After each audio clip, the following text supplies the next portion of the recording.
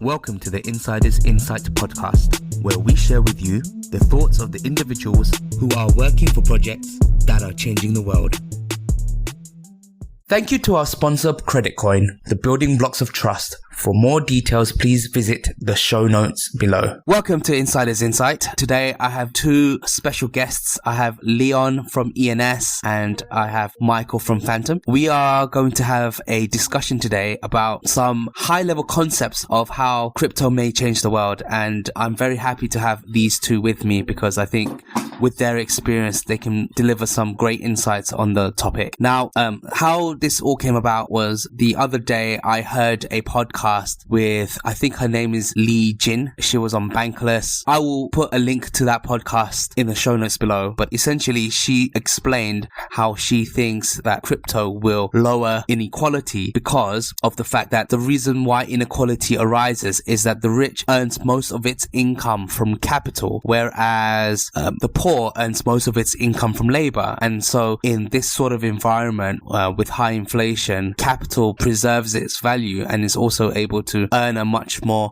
steady income relative to inflation than your wages does. And because of that phenomenon, the difference between the rich and the poor grows. And I realized that one of the things that happens if we are able to come to a point where anything can be a medium of exchange. So if you looked at, for example, trading in Fantom, the ENS tokens or Ethereum or whatever, if that can be used as a medium of exchange, and that can also be the form of your salary if you're working for those projects, that would basically mean that your income would be capital. And because of that phenomenon, I think that could help erase the inequality gap between the rich and the poor, because you're not getting paid in money per se, you're getting paid in capital. And then it's on you to make the decision whether or not you want to sell it for a stable coin or if you want to keep your income in that capital. What do you guys think? I suppose the first question I would ask is is it just inequality something that you would want to solve? And by that I mean I guess I would have to ask how much inequality is good and bad. And also, let's say hypothetically, there was inequality because some people are just inherently more talented than other people.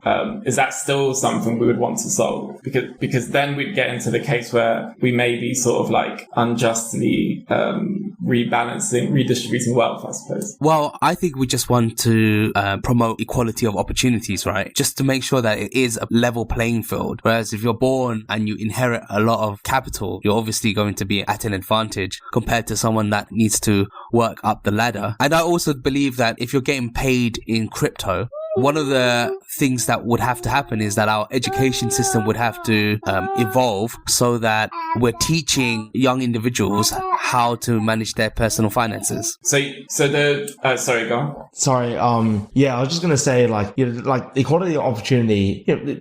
I think the first thing to note is capitalism or the free market has been the greatest source of opportunity for everyone in the history of the world. I mean, it is the case that obviously some people inherit a lot of money and they have life sort of set up for themselves, but there are also a lot of people that don't inherit many advantages in life. They don't inherit much money, they don't inherit a lot of connections, and some of them do very, very well, and they even in the end attain more capital, attain more wealth than people who have already been born into money. I mean, most of the people who are in the Forbes 400 or the richest in the world have actually been self-made. I mean, to be fair, there's a decent number of people who've inherited their money, but also a lot of them have been self-made. And so I think that's just the first important thing to note. And also, every aspect of life is kind of unfair. Some people are born taller than others, some people are born with particular talents than others, some people are born with a higher level than intelligence than others.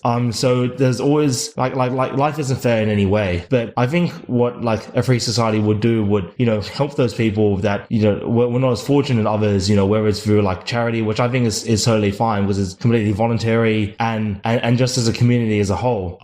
I think a lot of what the government tries to do when they say that, they care about like equality of opportunity or equality of outcome, is that the government actually does the exact opposite. And that's because their policies, namely the debasement of the currency, is what causes inequality itself, or is the primary driver. Why? Because when you debase the currency, the people who own the most assets, by definition, wealthy people, are going to have, are going to have their assets increase in value compared to people who don't own many assets, by definition, poorer people. And so poorer people's money gets devalued because stock prices go up, housing goes up, the cost of living goes up. I mean, we just seen the UK, we just seen the US, even by the government's own definitions, which vastly understates inflation because of the way that it's cherry picked and measured. Even the government says that inflation is at a 40-year high. Well, when food prices and gas prices and cost of living goes up by 7.5%, it doesn't really affect rich people. I mean, for rich people, yeah, it's kind of a nuisance that they have to pay more for like food and gas and electricity, but it doesn't really affect their lives because the proportion of what they spend on those sorts of items compared to the overall income or overall wealth is very small compared to someone who's poor, where that's a much larger percentage. So the government itself is the main cause of inequality. So if we wanted to reduce inequality, which is kind of debatable if that's a good aim or not, then the first thing we should do is to stop the government from printing so much money and debasing the currency. Yeah, I agree with that completely. This is clearly the wrong crowd for your question. We're like, should we even reduce inequality? I mean, we all have pretty similar views on this call, it sounds like. I mean, I completely understand what you guys are saying. So I want to bring it back to a bit more of a philosophical basis, which is, we have a lot of Bitcoin maxis out there, and they believe that when Bitcoin is used as the global currency, as the currency that everyone uses to transact, that's going to, bring a lot of change. And all of the other maxis all feel that maybe their token itself should be the global currency.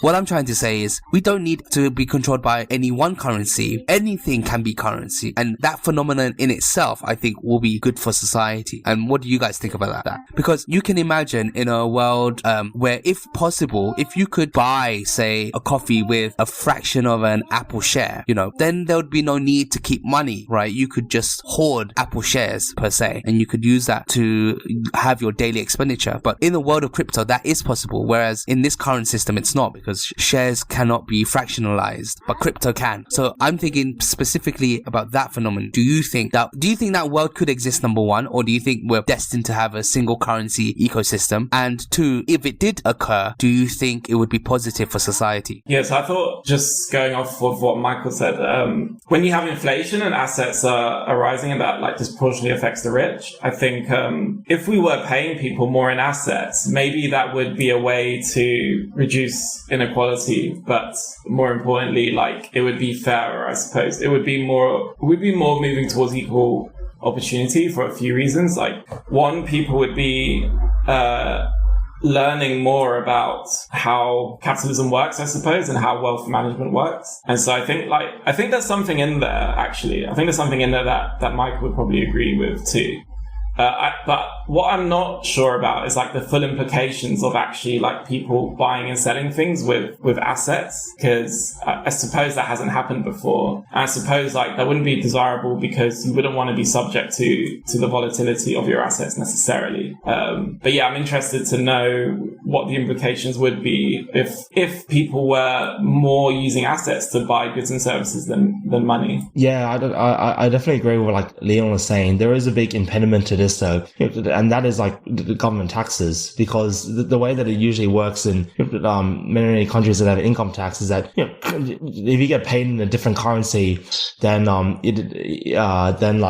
fiat currency of the country, it's perfectly legal in many cases, but you have to mark to market the asset you received, when you received it, and then you have to pay the appropriate income tax. So it becomes harder for people to kind of manage that, to make sure that they cover their tax liabilities. And they're in certain jurisdictions have it that have that issue, and then and then they have to sell a portion of the asset to maybe cover it or run the risk of the asset going down more than the tax liability. So again, it's the government that's kind of a bit in the way. But to your point about different currencies, we already do have that, and that's the amazing thing about cryptocurrencies, is that we have thousands to choose from, and a lot of people say, well, that's bad because a lot of them are junk, etc. Well, that's fine then. We just let people decide what currency they want to use, whether it's, Bitcoin or Ethereum or other tokens as a mean of a storage of value or as money.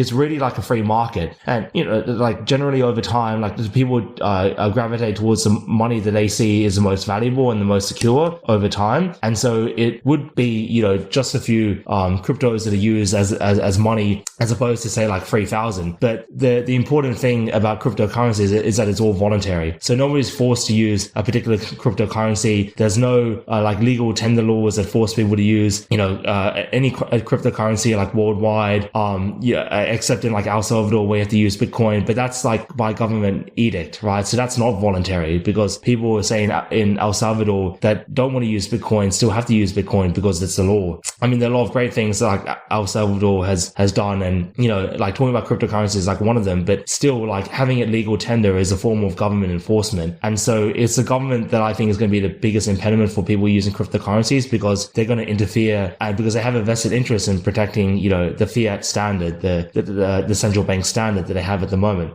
because it allows them to finance things, not honestly, because instead of like raising taxes, which is unpopular, instead of cutting spending, which is unpopular, they just print the money instead, which is just another form of stealing or purchasing power from individuals. It's just another form of taxation, except they don't call it that because it's more complicated to understand, and it's not as obvious as if the government just takes away your paycheck. Yeah, I mean, I completely agree with you on all of those points. I think that what has basically arisen from this conversation is no matter how experimental your these thoughts experiments can be, when you're thinking about all of these different scenarios, at the end of the day, the government's going to get in your way, and you're never going to be able to find what is the optimum strategy for society to use because of the government. Yeah, so what? Go ahead.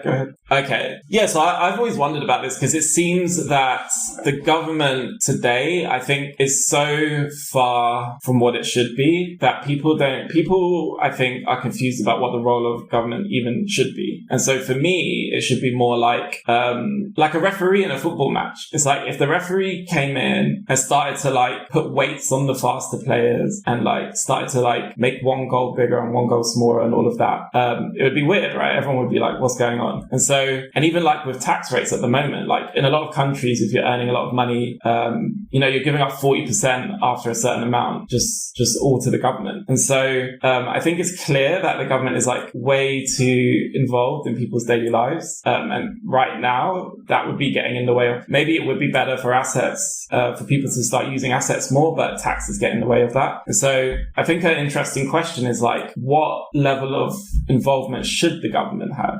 What services are essential? Like, I think, so for me, it would be things like the police force and the fire service and things like that. Like basically they should be serving as a force that can, just like a referee, just make sure things are ticking over, but not getting involved too much with capitalism, because ultimately, the government gets its money from the private industry, from private people, from people. Like, not the other way around.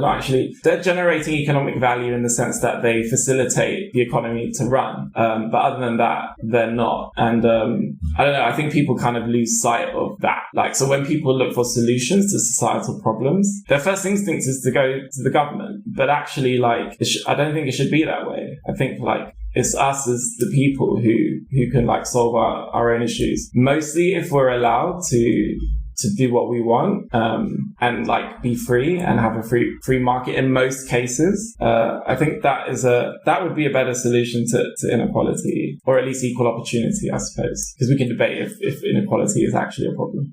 Yeah, I mean, I definitely agree with what like Leon said. I mean, I think the conclusion from this call, I'm guessing by the three of us, is that the government just needs to largely get out of the way, and if they want to play a role, they should play a minimal role, but just like let individuals live their own lives and let people control their own lives, because individuals controlling their own life, individuals making decisions themselves is a lot better than having like a central planner just trying to dictate how people should live their lives as a whole. So allow people to make millions of decisions on their own rather than having the government do that as a whole, because we've seen whenever the government does that, the government doesn't really know what's best for people. Individuals living their own lives in their own unique circumstances, because everybody's circumstances is unique, is the best way. And, not only have we seen that lead to much better economic growth, so we've seen, capitalist economies have tremendous amounts of growth compared to countries that don't have a capitalist system, that are centrally planned, where the means of production are controlled, by a few individuals who, by the way, are human as well, right? And so when they're giving a lot of power, it's not like they're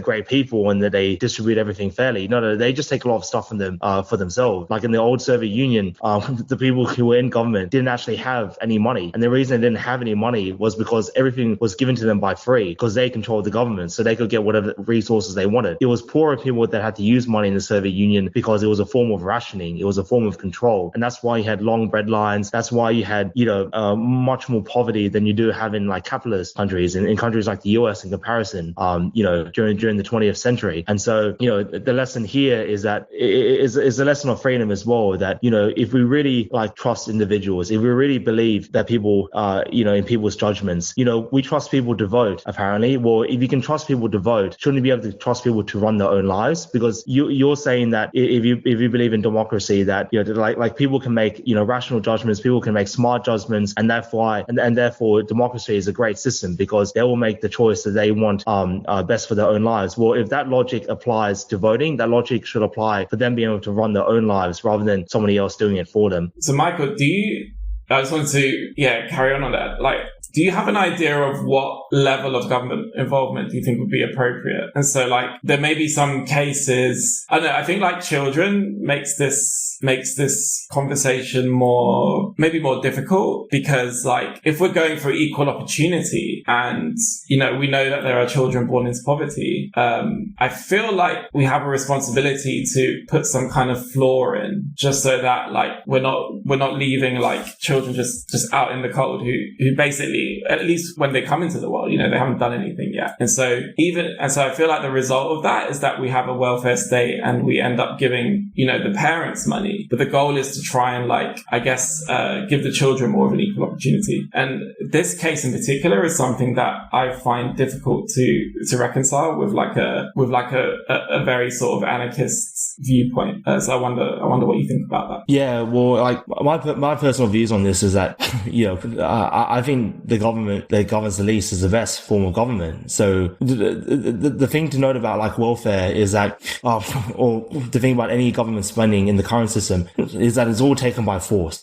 Taxation is just another form of theft, right? Because you're taking people's money away from them by force under threat of, like prosecution or jail time or penalties, that sort of thing. That really is no different to theft. So if someone's making an argument that we need welfare to take care of people who are less fortunate than yourselves, the first problem is that do you believe that the ends justify the means? Then do you believe that taking money forcefully from someone is a moral action to perform if you believe that somebody else needs some help? That's the first issue that people who support welfare need to kind of reconcile with.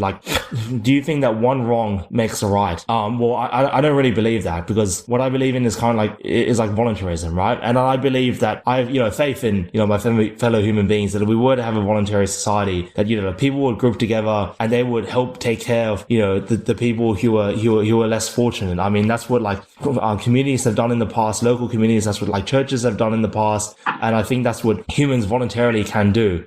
Because I think for kind of two reasons, one kind of more altruistic and one kind of a bit more out of self-interest. The altruistic argument is that people want to take care of other people because they have empathy for other people, and they know that life isn't fair, and that some people are born into circumstances that are less fortunate than others through absolutely no fault of their own. You don't decide what place you're born into, what parents you're born into, or any of those sorts of characteristics. And then the second kind of argument is that you would want to have people to have a minimum standard of living, otherwise kind of your society would collapse. You'll have a lot of people unhappy, that can lead to an increase in crime, and so that can actually lead you to have a loss of your own property, of your own well-being as well. So there are kind of two arguments, one more selfless, one more selfish, as to why people in a voluntary society would engage in charity or a form of welfare. And I guess this is contrasted to government welfare in that it's voluntary, whereas government welfare is not voluntary. It's done by force, and that to me is a key difference, that if you believe that, people have empathy for one another, then you should let people engage in charity instead of stealing the money from them and giving it to another person. Okay, so then so I still think we need things like a police force. And so if somebody murders someone else and then we send the police after them, the government is enacting force in that case, right? Do you think it's just, I suppose you have a line somewhere where you think government force is justified, or perhaps you don't. What do you think? Well, I'm an anarcho-capitalist, so I'm an ANCAP. So I don't really believe in government. And the reason why is because every aspect of government is a form of coercion. So if you don't believe that coercion is moral, in my opinion, if you believe in, say, the non-aggression principle, that people should be able to engage with one another voluntarily of their own free will and without coercion, you have to believe logically, in my opinion, that a government is immoral, and any sort of government is immoral. It's kind of like, okay, so if you believe coercion is wrong, then how can it be the case that, a lot of coercion is bad, but some coercion is okay? Where would you draw the line? And to me, logically, I can't draw the line at having some coercion being acceptable versus, more coercion. The only conclusion I've come down to is that you have to argue for no coercion. Now, how would this actually work in practice? That's quite a long discussion, because sort of the ANCAP views, and I really think that any point of view, whether it's my point of view or anybody's point of view, needs to be very, very critiqued very heavily, and the hardest critiques are dealing with kind of edge cases, cases that are not so obvious to deal with, say in a free society, and one of those edge cases would be what's kind of known as the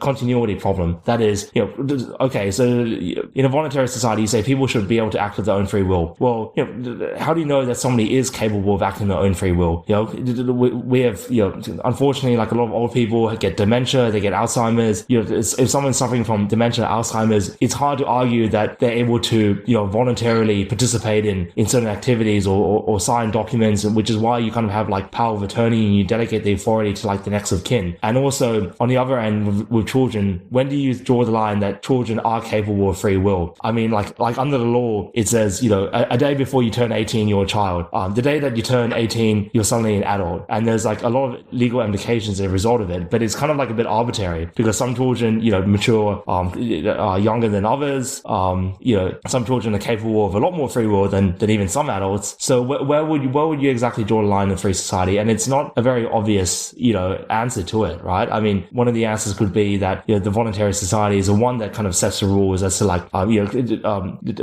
do you draw the line in terms of free will? But then that in itself is a bit contradictory, because if you're saying that a voluntary society using their free will should determine who has free will or not, then how do you know that those people who are determining who has free will or not actually have free will themselves? So these are not obvious questions for someone with my beliefs. They're not obvious answers to these sorts of very difficult questions. Okay, so I just want to understand. So are you saying that children may not be able to participate in this society? And so I guess, are you saying that? Yeah, well, that's a great question, and it's something that I'm not really sure where you would draw the line, because right now in the law, obviously, in most countries, if you're a child, you can't vote, right? You can't participate in democracy, but even an adult, you can. And so in a free society, where would you draw the line, saying, okay, a child, can, voluntarily participate in society? Because obviously, a baby that's 1 year old, probably doesn't have much free will, probably can't secede from their parents or their community, probably can't take care of themselves. But what about the child who's 12 years old, or who's 13 years old, who's 14 years old, or 16 years old? Where would you really draw the line? Because, you have some 12-year-olds that probably would be able to take care of themselves, and you have many 12-year-olds who probably wouldn't be able to take care of themselves. So, I don't really, have the answer to this sort of question. It's not an easy question to answer, and it's something that, I think about, and it is one of the,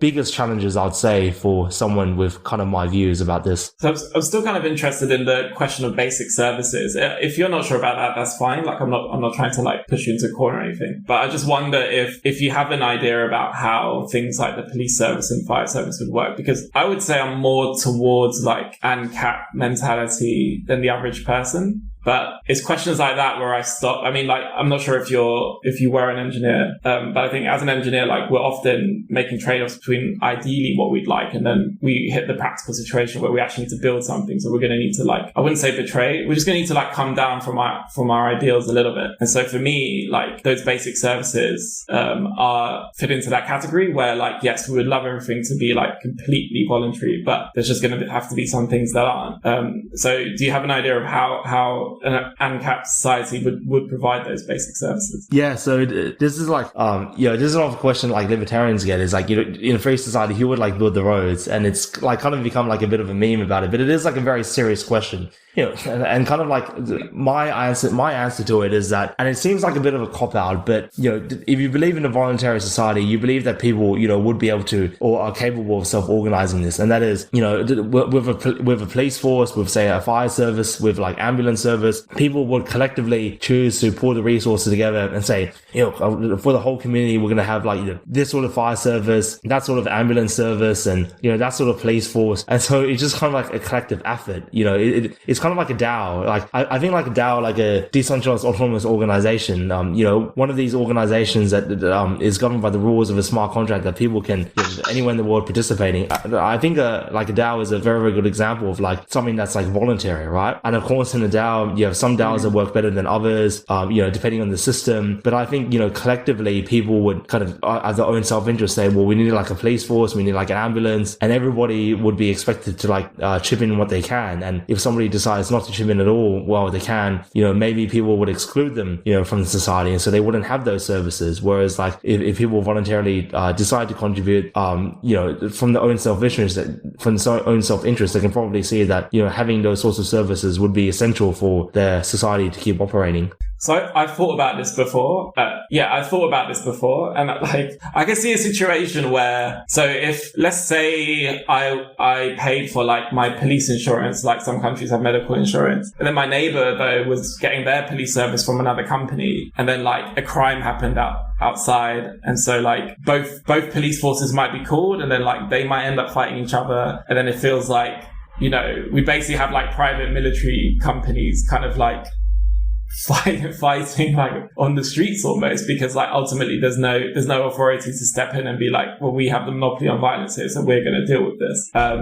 So yeah, I think questions like that are still difficult for me, and that's currently where I'd still draw the line in terms of like getting rid of the government. Yeah, I mean, someone could argue that people as part of the community would all kind of like sign a voluntary social contract that states, what the rules are for society. One of them could be that they all have to mutually agree on a certain like common police force or ambulance service or fire service.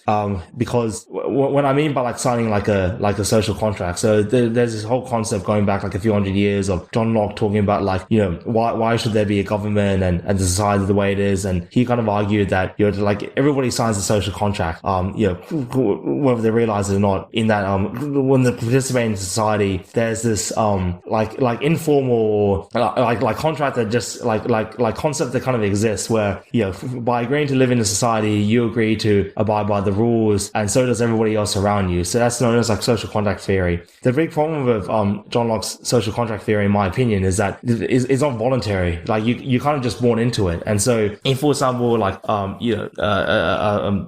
someone's born, how can someone sign a contract that they've actually like signed or agreed on before? And I think that's the problem with it. Whereas like in the libertarian society, you could have everybody sign a social contract, but they do it voluntarily. But one thing to kind of illustrate is when I was kind of like challenging my own beliefs about the whole like continuity problem I talked about, like it's a bit philosophical, but it is like a very, very important point to make, because it underlines the entire principle of a free society, which is that it's all based on free will. And so now you come into discussion about, okay, where's free will actually derived from, and who has free will as opposed to who doesn't have free will, and that is a very difficult question to answer. And I haven't seen any like completely 100% solid arguments, as to like, how you can determine free will in a free society, which is the bedrock of, all voluntary interactions. And so that is probably the most challenging part of the beliefs that I have.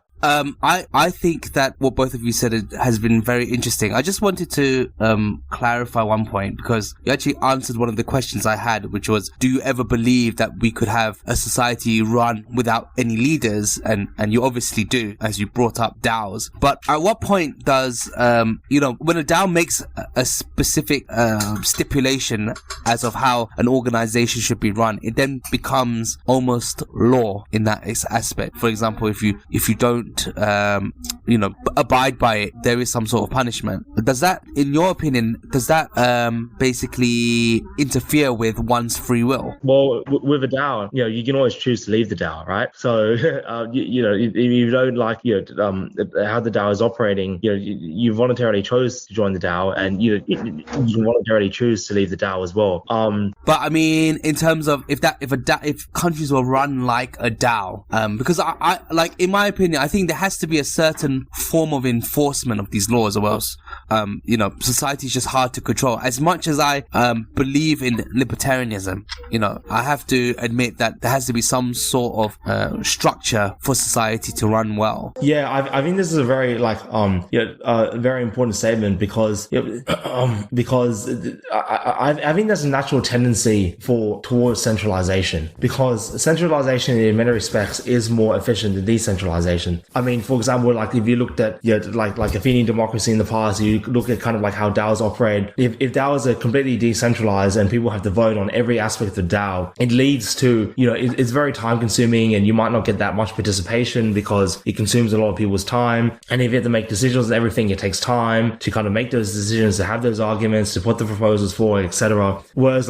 you kind of contrast that to say like a dictatorship, where like there's only one person who votes, and it's a dictator, and he determines how things should be run, right? And there tends to be kind of towards the centralization, towards electing leaders, which is I think kind of why it evolved from like say Athenian direct democracy to a system where you have like elective government, where the people kind of delegate the authorities to people who are in charge for a certain number of years, and so the people who vote them in don't really have to worry about the day-to-day management or the day-to-day votes that are really taking place. And I think that is like one of the challenges of like a voluntary system, is that would the end result just be kind of like another government, right? So like voluntary society, everybody's voting, but then they vote just to elect some leaders because it's more convenient to do that. Those leaders kind of make the decisions, and then they kind of like take more and more power for themselves because they already have some power, and because humans act in their own self-interest, they'll take power, and then they will I promise people things and try and win votes over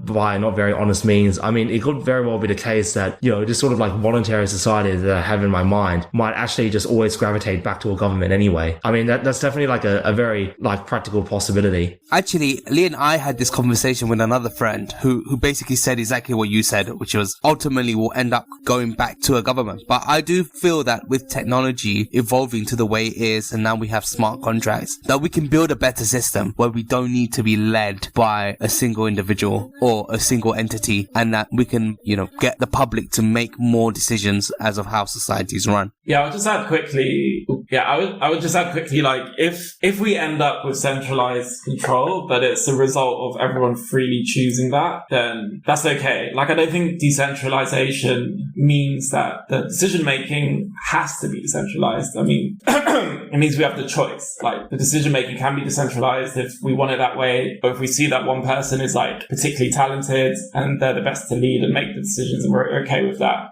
we can give our voting power to them. I think the other interesting thing about DAOs is, we've seen this happen recently, is that if you're unhappy with the actions of someone who's like has a lot of power, you can immediately take their voting power away from them. And so like this kind of like liquidity of your delegated voting power, I think, is really interesting. And even if we end up something similar to how governments operate now, we're not bound to vote every 4 years or every 2 years or whatever it is. And I think that already is an improvement. Yeah, I think so too. I mean, I think the great thing about technology and in particular blockchain technologies, which is why I think we're all kind of like very much interested in this space, is that I think blockchain technology makes a lot more decentralization possible, and actually in many ways makes decentralization more efficient. I mean, just to take like, for example, DeFi is you can have a series of smart contracts that essentially act as like third parties, right? So you're replacing like brokerage houses, you're replacing like middlemen that, like banks that are doing like lending and borrowing, and you can have a system where all of that is replaced programmatically via smart contracts. And so what does that gain you? It gains you like full transparency because you can see exactly how the smart contract behaves. It guarantees you full auditability, so you can see exactly, the whole history of transactions with the smart contracts, so you know if anything like nefarious is going on. And obviously, as the smart contract is coded correctly, there's essentially zero counterparty risk. I mean, there's a huge issue, particularly in like developing countries, of banks going bust, or people in charge of banks literally just stealing the money and leaving the country. I mean, like, just to give like an example, in Afghanistan, like 10 years ago, their biggest bank there was called Kabul Bank, and they renamed it to New Kabul Bank. And it turns out that in diplomatic cables, people were reporting that the bank went bust because people from the bank were literally putting in piles of money on trucks and driving them across the border. So they were literally like stealing, like robbing the people of their own money. And so that's like a huge counterparty risk, particularly in those sorts of countries. If you have a smart contract that's coded correctly, it's fully transparent on chain, everybody knows exactly how it's behaved, the risk of someone just like rugging the money that's in the contract, it's virtually nil. It's zero. There's no counterparty risk. Now, of course, that's assuming that it's coded correctly. If it's coded incorrectly, then the money could be lost. But if you code it correctly, and there are a lot of smart contracts out there that are actually coded really, really well, then the counterparty risk is nil. And so you have all these benefits of decentralization. You have actually a lot more efficiency gains than, say, a more centralized third-party system. And I think it's just kind of the same thing with the DAO, that in contrast to, say, like democracy, if you don't like the result that you get, you can't just like stay where you were and just decide that the laws are not going to apply to you. Whereas like in a DAO, you voluntarily join, and then if you don't like the result, you can voluntarily leave, and you have many different DAOs that you can participate in, or you can choose not to participate in any DAOs as a whole. So I think blockchain technology does really make this sort of decentralization more and more possible than, say, was not really available in the past. How long do you think it's going to take for it to use this kind of form of governance to govern a country? So how long do you think it will take for DAOs to become the way we govern a country? That's never going to happen. Or I think a DAO would have to get their own army. And I think that's the point where a DAO would become like something like a country. Unless they... Yeah, well, I guess all a DAO would need to do practically is buy some land, but it wouldn't just be buying land. It would be taking land away from another country. And the only way that has happened so far is through physical force. And so I feel like a DAO would need to hire an army, take over some island somewhere, and then that may be the way it starts. The way governments are, I can't see them just voluntarily like giving up their power. Yeah, I think it could be a very long time before we have a DAO running a country. I don't really see it in our lifetimes as well. Okay, but let's leave it there because I think there's a lot of food for thought for all our guests. Thank you so much for joining the podcast. If you want to learn more about Michael or Leon, I'll send all of their details in the show notes below. Thank you so much. Follow them on Twitter, and see you guys all next episode. Bye, guys. Bye. Yeah, thanks so much for Jenny. Appreciate it. Bye-bye. The Insider's Insight podcast is meant for informational purposes only and should not be considered as financial or investment advice. Nothing expressed in this podcast should be construed as a solicitation, recommendation, endorsement, or offer to buy or sell any financial products. Information expressed by the host or guest of this podcast does not necessarily reflect any views of our sponsors.